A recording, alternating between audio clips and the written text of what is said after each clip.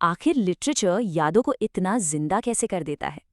आज का ये एक्सप्लेनर बर्गिट नॉयमन के काम पर बेस्ड है। अगर आपको ऐसे डीप डाइव्स पसंद है तो चैनल को लाइक और सब्सक्राइब जरूर करें ताकि आप आगे का कंटेंट मिस ना करें। तो चलिए सीधे शुरू करते हैं।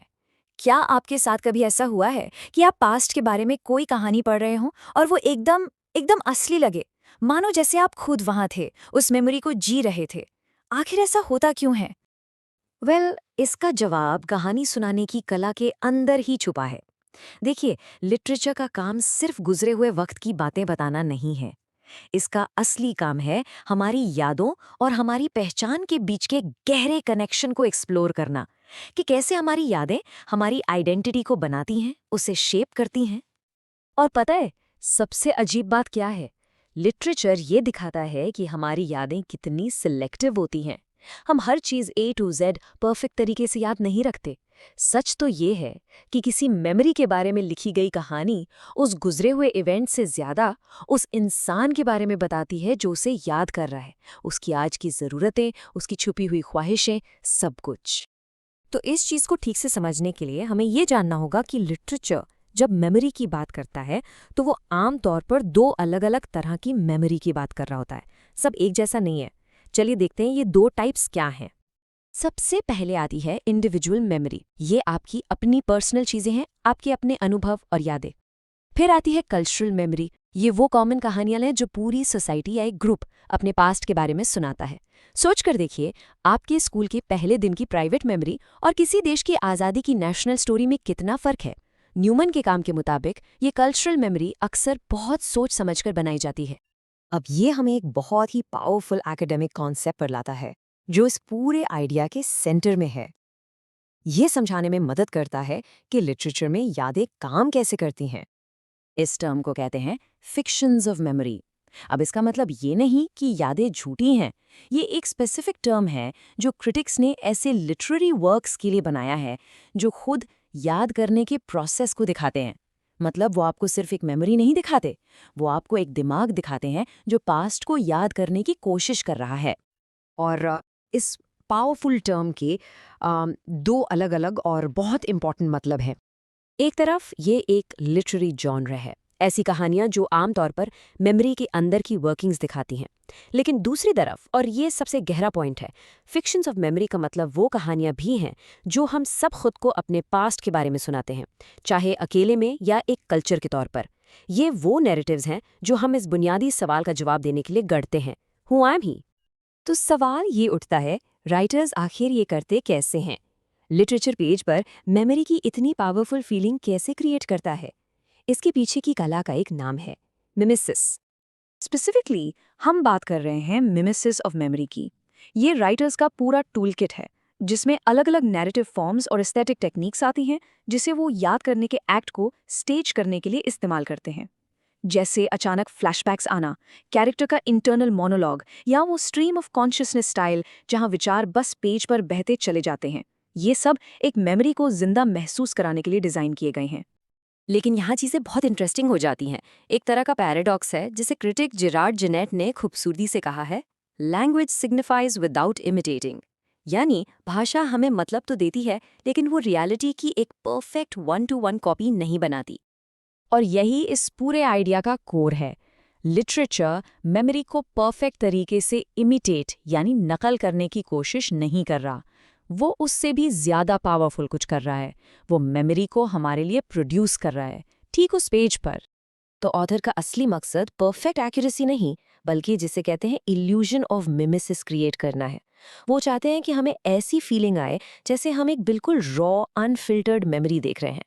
एक ऐसी कहानी जो डिटेल्ड हो, प्रिसाइज हो और जिंदा लगे, वही इस पावरफुल इल्यूजन को बनाती है और हमें विश्वास दिलाती है कि हम एक असली मेमोरी को अपनी आंखों के सामने देख रहे हैं। ठीक है, तो चलिए इन सब धागों को एक साथ जोड़ते हैं। इस सब का आखिर मतलब क्या है? ये हमें मेमोरी के बारे में क्या बताता है? यहाँ 3 की पॉइंट्स हैं जो याद रखने हैं। पहला, लिटरेचर रीडर के लिए अपने खुद के यूनिक मेमोरी वर्ल्ड्स बनाता है। दूसरा, कहानी कैसे सुनाई जाती है, जो नैरेटिव टेक्निक्स हैं वो सिर्फ सजावट नहीं है, उनका अपना एक अलग मतलब होता है। और आखिर में, और ये सबसे ज़रूरी है, मेमोरी को रिप्रेजेंट करना एक कंस्ट्रक्टिव एक्ट है, रिप्रोडक्टिव नहीं। मतलब लिटरेचर यादों को बनाता है, उन्हें सिर्फ रीप्ले नहीं करता। आखिर में ये हमें दिखाता है कि जो कहानियां हम पढ़ते हैं या यहाँ तक कि जो हम खुद को सुनाते हैं वो पास्ट का एक इमेजिनेटिव रिकंस्ट्रक्शन है। वो सिर्फ फैक्ट्स का एक पैसिव कलेक्शन नहीं है, बल्कि एक क्रिएटिव एक्ट है जो हमारी आइडेंटिटी को एक्टिवली शेप करता है। पिछली बार हमने बेसिक्स कवर किए थे। आज हम देखेंगे कि कहानियां एक्चुअली हमारी यादों को शेप और कभी-कभी पूरी तरह बदल कैसे देती हैं। तो let's start with a really interesting question. एक ऐसा सवाल जो शायद आपने भी कभी सोचा हो। जब हम पास्ट के बारे में सोचते हैं तो क्या हम उसे बस याद कर रहे होते हैं या हर बार उसे क्रिएट कर रहे होते हैं? वेल, लिटरेचर के पास इसका एक बहुत सरप्राइजिंग आंसर है। देखिए, आमतौर पर हम सोचते हैं कि लिटरेचर मेमोरी का आईना है, एक mirror, but it's so much more than that. ये मेमोरी का आर्किटेक्ट है। मतलब ये सिर्फ मेमोरी को रिफ्लेक्ट नहीं करता, ये उससे डिजाइन करता है, बिल्ड करता है और कभी-कभी पूरी तरह रिकंस्ट्रक्ट भी करता है। It actively shapes our past. इसको समझने के लिए let's start with the most basic level, individual memory. एक सिंगल कैरेक्टर, एक अकेला इंसान अपनी ही जिंदगी को कहानियों में कैसे याद करता है। और इसका जो मेन लिटरेरी टूल है ना, वो है एनालिसिस। हाँ, आई नो थोड़ा टेक्निकल साउंड कर रहा है, but it's basically just a fancy word for a flashback. Simple, ये वो मोमेंट है जब प्रेजेंट में रहते हुए पास्ट के इवेंट्स को रिकॉल किया जाता है और यहीं से पास्ट और प्रेजेंट का एक अमेजिंग मिक्स बनना शुरू होता है। और इसी की वजह से एक बहुत ही इंटरेस्टिंग टेंशन क्रिएट होता है। सोचो, एक तरफ है द एक्सपीरियंसिंग आई, मतलब वो आप जो उस मोमेंट को उस वक्त जी रहा था, द पास्ट सेल्फ, और दूसरी तरफ द नैरेटिंग आई, यानी आज का आप जो उस कहानी को सुना रहा है, द प्रेजेंट सेल्फ। इन दोनों के बीच का जो गैप है ना, सारी कहानी, सारा मीनिंग वहीं छिपा है। और ये कोट इस पूरी बात को परफेक्ट तरीके से सम अप करता है। बेसिकली लिटरेचर में अच्छी रिमेंबरिंग का मतलब ही ये है कि आप अपने पास्ट सेल्फ और प्रेजेंट सेल्फ के बीच के इस गैप को ब्रिज कर पाएं, उस फासले को मायने दे पाएं, ताकि एक कोहेरेंट आइडेंटिटी बन सके। बट वेट, मॉडर्न लिटरेचर ने इस मॉडल को पूरी तरह से चैलेंज कर दिया है। चीजें अब इतनी सिंपल या सीधी नहीं है। Let's see how. तो फर्क क्या है? देखिए, पहले क्लासिकल स्टोरीज में मेमोरी एक सीधी लाइन की तरह थी, A to B to C, एकदम क्लियर, क्रोनोलॉजिकल। लेकिन आज की नरेशन वो एक उलझे हुए जाल जैसी है, अ टैंगल्ड वेब। ये दिखाती है कि मेमोरी असल में कितनी रैंडम, कितनी सब्जेक्टिव और कितनी मेसी हो सकती है। और इसी से एक बड़ा ही कूल कॉन्सेप्ट निकल कर आता है, जिसे कहते हैं मेटा मेमोरी। ये तब होता है जब नॉवल खुद ही इस पूरे याद करने के प्रोसेस पर सवाल उठाने लगता है। कहानी अब सिर्फ पास्ट के बारे में नहीं रही, बल्कि इस बारे में हो गई है कि हम उस पास्ट को बनाते कैसे हैं। सो अगर कहानी इस बारे में है कि पास्ट कैसे कंस्ट्रक्ट किया जा रहा है, तो एक बहुत जरूरी सवाल सामने आता है, क्या हम उस इंसान पर भरोसा कर सकते हैं जो हमें ये कहानी सुना रहा है? और यहीं पर राइटर्स एक कमाल की टेक्निक यूज करते हैं, अनरिलायबल नरेशन। जब नरेटर की बातों में झोल होता है, कॉन्ट्रडिक्शंस होते हैं, तो वो हमें एक झटके में याद दिलाता है कि मेमोरी बॉस कोई परफेक्ट वीडियो रिकॉर्डिंग नहीं है। ये एक कंस्ट्रक्शन है जिसमें हम चीजें चुनते हैं, उन्हें इंटरप्रेट करते हैं और हाँ, कई बार इमेजिन भी करते हैं। ओके, सो अभी तक हम आई की बात कर रहे थे, एक इंसान की मेमोरी। अब थोड़ा जूम आउट करते हैं और वी पर आते हैं, एक पूरी कम्युनिटी, एक पूरे देश की शेयर्ड यादों पर। और यहाँ चीजें और भी कॉम्प्लेक्स हो जाती हैं। इसको दिखाने के लिए लिटरेचर एक बहुत पावरफुल टूल यूज करता है, जिसे कहते हैं मल्टी पर्सपेक्टिवल नरेशन। इसमें क्या होता है कि एक ही इवेंट या हिस्ट्री को कई अलग अलग कैरेक्टर्स की नज़रों से, उनकी अलग अलग ऑफन कन्फ्लिक्टिंग यादों से बताया जाता है, और इससे पता चलता है कि एक ही सच के कितने वर्जन हो सकते हैं। इसका एक परफेक्ट एग्जाम्पल देखते हैं। सोचो, एक ही इवेंट है, एक जंग। पहला पर्सपेक्टिव एक जनरल की डायरी से, वो लिखता है they had won the war. Clear, उनके लिए एक जीत थी। लेकिन उसी जंग को लेकर एक गांव वाला क्या कहता है, उसकी गवाही है, we had lost our homes. देखा आपने, सेम इवेंट लेकिन एक्सपीरियंस और मेमोरी बिल्कुल अलग। और फिर एक तीसरा पॉइंट ऑफ व्यू भी है। एक मर्चेंट की लेजर एंट्री में बस इतना लिखा है, it was just another Tuesday. उसके लिए तो ये कोई याद रखने लायक इवेंट भी नहीं था।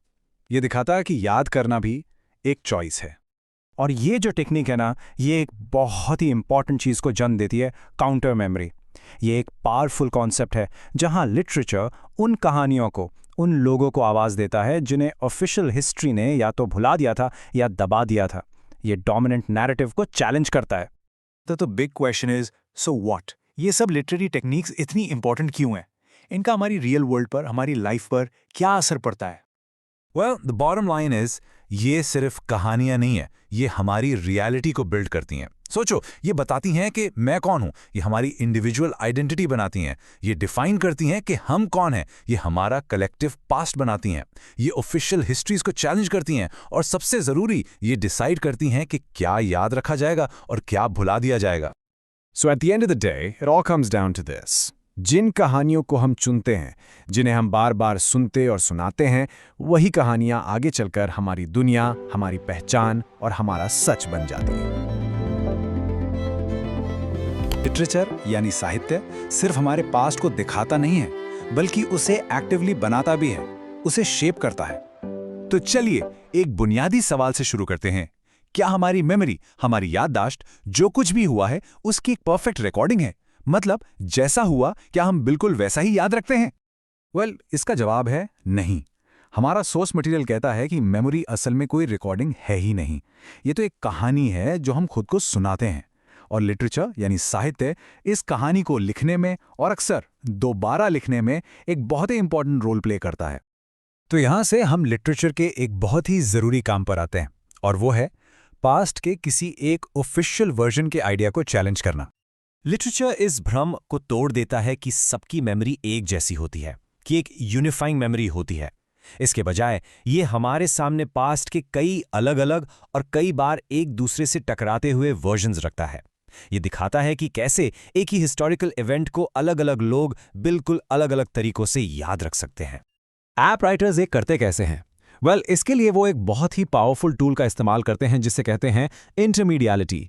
बेसिकली ये एक ऐसी टेक्निक है जिसमें एक ही लिटरेरी टेक्स्ट के अंदर अलग अलग मीडिया और मेमोरी के फॉर्म्स को मिक्स किया जाता है, जैसे कि मिथ्स, फोटोज या फिर ऑफिशियल डॉक्यूमेंट्स भी। और इससे होता क्या है, पास्ट का एक ज्यादा रिच और कॉम्प्लेक्स वर्जन तैयार होता है। और ये टेक्निक ना फैक्ट और फिक्शन के बीच की लाइन को बिल्कुल धुंधला कर देती है। सोचिए, एक नॉवल में पुरानी कहानियां, स्थानीय कहानियां या ऐसी कहानियां जिनके सच्चाई पर भी शक हो, उन्हें हिस्टोरिकल फैक्ट्स के साथ साथ पेश किया जा सकता है। और धीरे धीरे ये सारी चीज़ें हमारी कलेक्टिव मेमोरी का हिस्सा बन जाती हैं और हमारे कल्चर के पास्ट को समझने के तरीके को शेप करती हैं। इससे जो टेक्स्ट है वो एक echo chamber of the past बन जाता है, जैसा कि सोर्स में कहा गया है।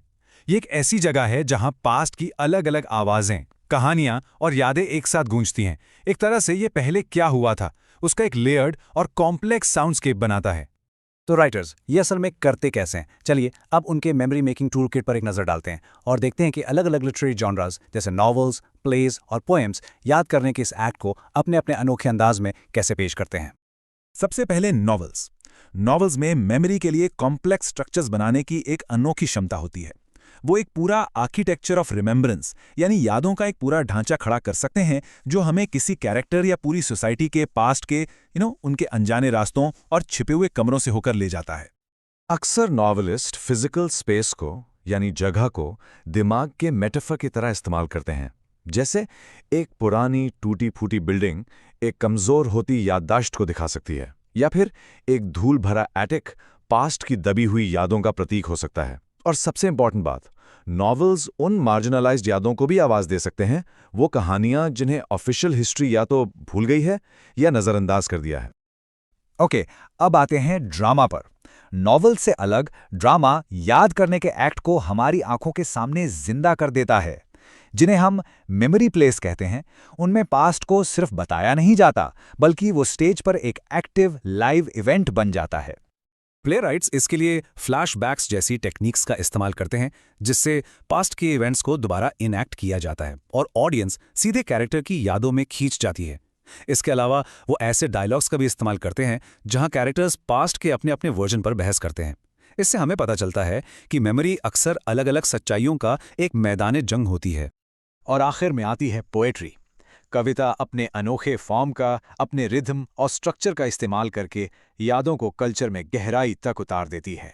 इससे यादें मेमोरेबल भी बनती हैं और लंबे समय तक जिंदा भी रहती हैं।